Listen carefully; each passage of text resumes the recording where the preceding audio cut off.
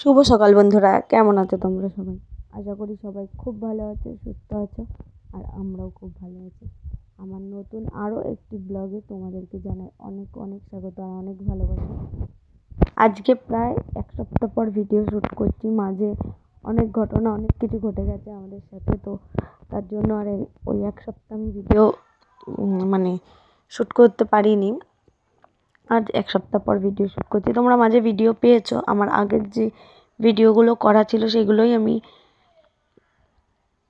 আমি আপলোড করেছি, তো এডিট করে আপলোড করে দিয়েছি, কিন্তু মাঝে এক সপ্তাহ আমি ভিডিও শ্যুট করিনি। তো এক সপ্তাহ পরে আবার আমি এই ভিডিওটা শ্যুট করছি। তো আজকের বারটা ছিল হলো বুধবার।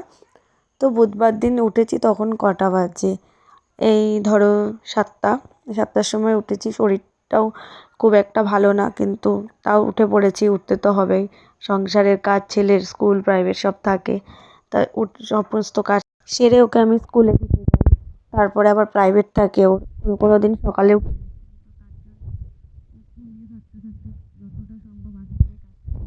এটা জানো। তো সেরকমই একটা সকাল আমার, ব্যস্ততা। তো অনেক কয়েকদিন পর আবার নিজের মতন করে করছি। আর এদিকে দেখো সমস্ত আমাদের যে বারান্দাটা আমার একটু এলোমেলো হয়ে থাকে, কারণ দুটো ঘর আর আমার ঘরের বাঙ্কার নেই, কিছু যে তুলে রাখবো বাতিল কিছু যেরকম থাকে না, তো এই জায়গাটাকে আমার রাখতে হয়, তো একটু কেটে যাওয়ার পর আর কি আবার গুছিয়ে নিই। তো গুছিয়ে নেওয়ার পর সুন্দরই লাগে, আর অগোছালো লাগে না। যখন হয়তো রাতের দিকে এসে সবাই জামা কাপড় ছাড়ে টাড়ে, তখন আর আমার ছেলে খেলনাগুলো একটুখানি যখন খেলে এলোমেলো করে রাখে, তখনই একটুখানি এলোমেলো থাকে। তারপরে যখন সকালবেলায় ঝাড় দেওয়ার সময় আবার আমি গুছিয়ে নিই সুন্দর করে, তখন আবার সারাটা দিন পরিষ্কারই থাকে। আর আমি তো দিনের মধ্যে প্রায় 3 থেকে 4 বার আমার শুধু ঘর বারান্দা ঝাড় দেওয়া পড়ে, এর জন্য খুব একটা বালিও থাকে না আমার ঘরদোর। তো সেরকমই দেখো, সকালবেলা বারান্দাটা সবার প্রথমে আমি ভালো করে গুছিয়ে নিলাম, তারপরে বারান্দাটা আমি ঝাড় দিয়ে নিলাম। আর হয়েছে কি, আমার যে ভিডিও করার স্ট্যান্ডটা আজকেই মনে হয় বুধবার দিনই ভেঙে গেছে। তো আমার ভিডিওটা করতে খুবই অসুবিধা হচ্ছে। এবার স্ট্যান্ড ছাড়া ভিডিও করা, বুঝতে পারছো, খুব একটা চট করে করা যায় না।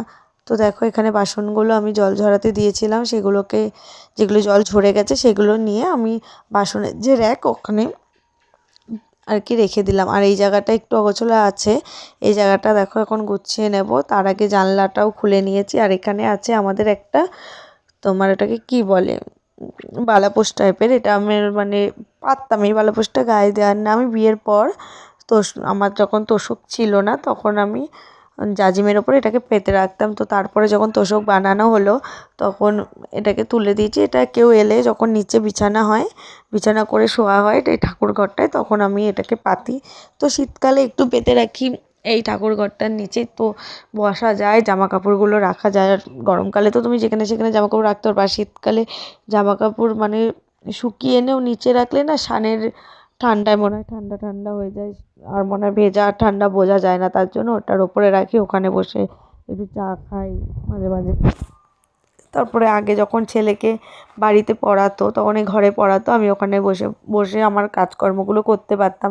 কিন্তু এখন যেহেতু ছেলেকে পড়তে দিয়ে আসি, ছেলে এখন বাড়িতে যেহেতু পড়ে না, সেহেতু আর কোনো একটা ঘরেও অসুবিধা হয় না। আর একটা ঘর থাকলে না, পড়াতে এলে খুবই অসুবিধা হয়, তখন আমি বা থাকবো কোথায়, তখন যে আর এই ঘরটায় যখন আমার খাট আমি কিনে নেব, তখন আর আশা করি আমার কোনো অসুবিধা হবে না।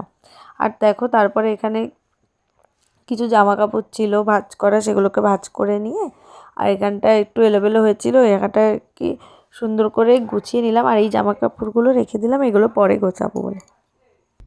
আর তারপরে জামা কাপড়গুলো ওখানে রেখেছি যে পরে এক পাকে গুছাবো, কারণ বেলা হয়ে যাচ্ছে।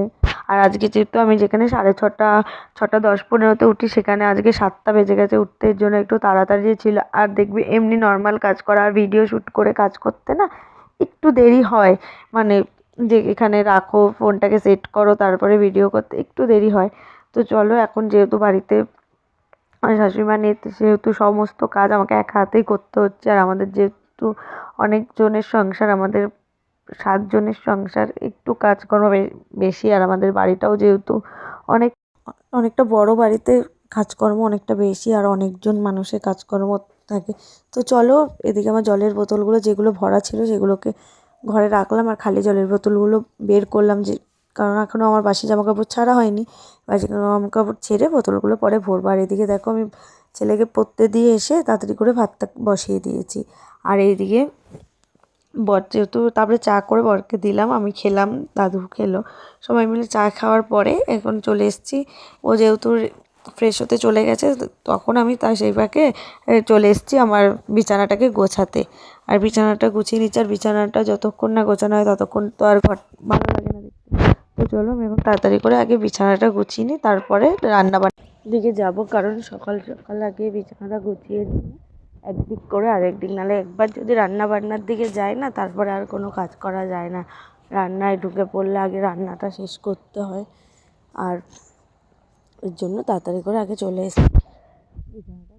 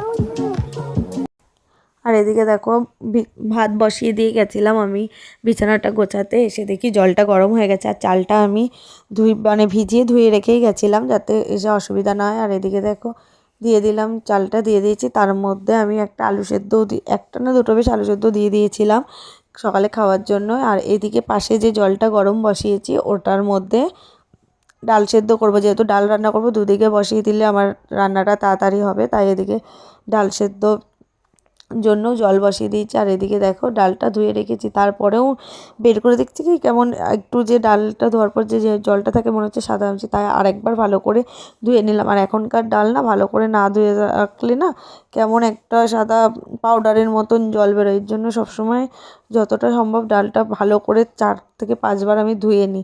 ধুয়ে নিলে ওই পাউডারটা মানে যেটা বেরিয়ে যায়, তো তারপরে ডালটা হয়। অনেকে বলে যে ডাল ধুলে স্বাদ চলে যায়, কিন্তু যতটা সম্ভব ডালটা ধুয়ে খাওয়াই আমার পক্ষে মনে হয় আর কি ভালো।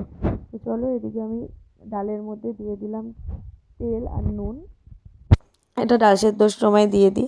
আর এদিকে দেখো আমার ভাত করা উপর দেওয়া হয়ে গেছে, ডালটাও হয়ে গেছে। তারপরে না, ডালটা এখন আমি সোমবার দেবো, ডালটা সেদ্ধ করে নামিয়ে নিয়েছি। আর এদিকে দেখো কড়াইয়ে দিয়ে দিলাম তেল, তেল গরম হওয়ার পরে দিয়ে দিলাম হলো শুকনো লঙ্কা, তারপরে পেঁয়াজটা ভেজে নিচ্ছি।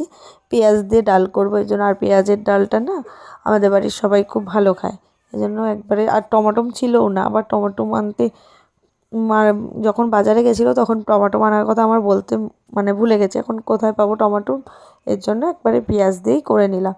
তো দেখো ডাল করার পরে কড়াইটা ধুয়ে আবার আমি কড়াইয়ে তেল গরম করতে বসিয়ে দিয়েছি। আর এখন ভেজে নেবো এখানে আলুগুলোকে। আর আজকে হবে তোমার মাংস, চিকেন করব। তো দেখো আলুগুলোকে প্রথমে আমি লাল লাল করে ভেজে নিচ্ছি, তারপরে এদিকে আমি মাংসের যা যা লাগে আমার পেঁয়াজ কাটা হয়ে গেছে, রসুন আদা সমস্ত কিছু আমি কেটে নিয়েছি। আর তারপরে আলুগুলোকে এখন ভাজার পরে এখন আমি আলুগুলোকে ঝুড়িটার মধ্যে ভালো করে ছেঁকে তুলে নিলাম তেল থেকে। আর এদিকে দেখুন কড়াইয়ের তেলের মধ্যে দিয়ে দিলাম আমি প্রথমে শুকনো লঙ্কা, তেজপাতা আর গোটা জিরে আর গোটা গরম মশলা দিয়ে তেলটা গরম হওয়ার পর দিয়ে দিলাম। তারপরে ওগুলোকে একটু ভেজে নিয়ে তারপরে দিয়ে দিলাম ওর মধ্যে পেঁয়াজটাকে এবার ভালো করে লাল লাল করে ভাজবো। আর ওদিকে পেঁয়াজ ভাজা চাপিয়ে আমি চলে যাব এদিকে মিক্সিটা করতে। মিক্সিটা করে এনে পেঁয়াজটা ভালো করে পেঁয়াজটা ভাজা হয়ে গেলে লাল লাল করে তারপরে তার মধ্যে দিয়ে দেবো আমি ওই মশলাগুলো, মিক্সি যে আদা রসুন পেঁয়াজ লঙ্কা বেটেছিলাম সেটাকে দিয়ে দেবো। তারপরে সেটাকে দিয়ে ভালো করে কষিয়ে নেব। কষিয়ে নেওয়ার পরে এর মধ্যে দিয়ে দেবো। তারপরে আমি আমার মাংসগুলোকে দিয়ে দেবো। আর এদিকে দেখো পাশেরটাতে জল গরম বসিয়ে দিয়েছি, কারণ যখন মাংসটা কষে যাবে তখন এই জলটাই ওর মধ্যে দিয়ে দিলে তরকারিটা আর কি, গরম জল দিলে না তরকারিতে আলাদাই স্বাদ হয়। আমি বেশিরভাগ দিই না, তো এখন যখন পাশের সেটা ফাঁকাই আছে আমি বলছি তাহলে চলো জল গরমটা বসিয়ে দিই, তাহলে ভালো হবে আর তাড়াতাড়িও হয়ে যাবে। কারণ কাঁচা জল দেওয়ার পর সেটা আবার নতুন করে ফুটতে অনেকটা সময় লাগে, আর এই জলটা যদি ওর মধ্যে দিয়ে দিই তাহলে তাড়াতাড়ি হয়ে যায়, ফুটতেই থাকে তো তাড়াতাড়ি হয়ে যায় অনেকটা।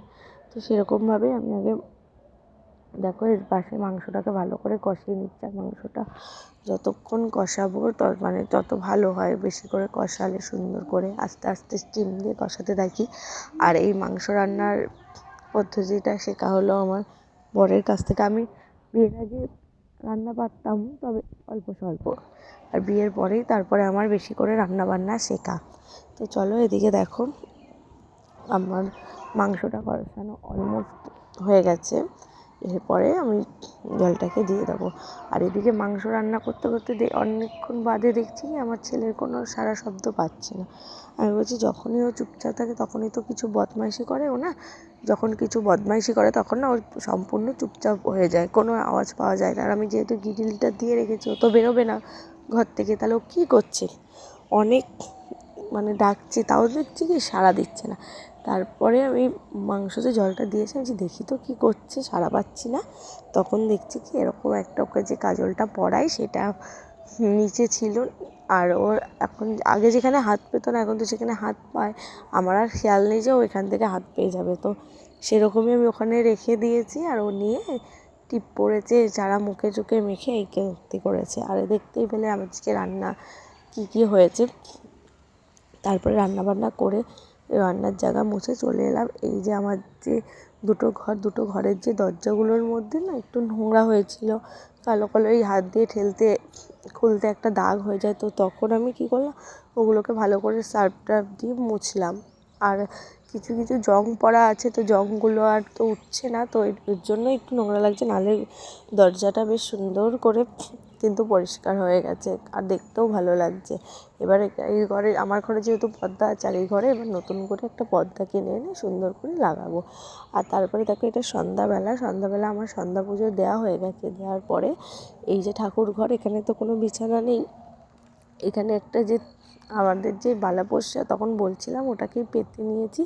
পেতে ওর মধ্যে আর কি আমার যে তোমার যে কাচি যে জামা কাপড়গুলো সেগুলোকে ওর মধ্যে রেখে ভাঁজ টাজ করতে পারবো বসে বসে। তারপরে দেখো ওইদিকে আমরা কিছুক্ষণ মা ছেলে ওখানে বসে বসে একটু গল্প করছিলাম, ছেলে ওখানে শুয়ে শুয়ে ওর কত প্রশ্ন থাকে সেগুলোর উত্তর দিচ্ছিলাম আর কি, ছেলেকে একটু সময় দিচ্ছিলাম। তারপরে বর এসছে কাজের থেকে, ওকে চা করে দিলাম, সবাই মিলে একটু চা খেলাম। চা খাওয়ার পরে এখানে ছেলেকে পড়তে বসিয়েছি, বলছি পাপা লেখো তুমি, আমি এখানে কাজ করছি। আমি যখন দুপুরবেলা বাইরের দিকে কাজ করি আর ওকে যখন আমি লিখতে বসিয়ে দিই, ও কিন্তু চুপচাপ লিখে নেয়, তখন কিন্তু কিচ্ছু বলে না। আর ওর সামনে থেকে যদি আমি কাজ করি আর ওর সামনে যদি না বসে না, তখন একটু মানে ভ্যানতাড়া করে, বাচ্চা মানুষ তো এখন কি সেরকম পড়াশোনার বয়স, কিন্তু ওই যে করতে হবে তার জন্য দেখো ওকে আমি বসেছি। আর ওইটার মধ্যে ওই যে টেবিলটার মধ্যে একবার এপাশ ওপাশ করছে, খেলছে। এটা ওর গাড়ি। আমি যত বলছি পাপা এর মধ্যে পা দিতে নেই মামাও, এতে পা দিলে ঠাকুর রাগ করবে। বলছে কোন ঠাকুর, মানে ওর হাজার প্রশ্ন, কেন রাগ করবে ইত্যাদি ইত্যাদি, ওর অনেক প্রশ্ন থাকে। তো চলো ওকে আমি এদিকে জামা কাপড়গুলো ভাঁজ করছি আর ওর সাথে আমি বকবক করে যাচ্ছি, আর ও কিন্তু রীতিমতো আমার সব প্রশ্নের উত্তর দিচ্ছে আর আমার সাথে বকবক করছে। তো আমি সেরকমই যখন লিখছে না, আমি ওকে মুখে মুখে বলছি তাহলে এটা কি ওটা কি বলছি, আর ও কিন্তু আমাকে সব কিছুর উত্তর দিচ্ছে। তো এবার ভাঁজ করতে করতে আমি ভাবছি যে ওকে আগে পরিয়ে নিই, তারপরে আমি জামা কাপড়গুলো ভাঁজ করবো। কারণ একবার মানে দেরি হয়ে গেলে ওর ধরো ঘুমের ঝোঁক চলে এলে তখন তো আর লিখতে চাইবে না। এবার প্রাইভেটের লেখাগুলো লিখতে হবে, তারপরে আমি কিছু এক্সট্রা করে পড়াই, এতে তো অনেকটা সময় লাগবে না। তারপরে দেখো ওকে পরিয়ে উঠেছি আর ও এখন এখানে খেলছে। তো চলো আজকের ভিডিওটা এই পর্যন্তই, ভালো লাগলে লাইক করে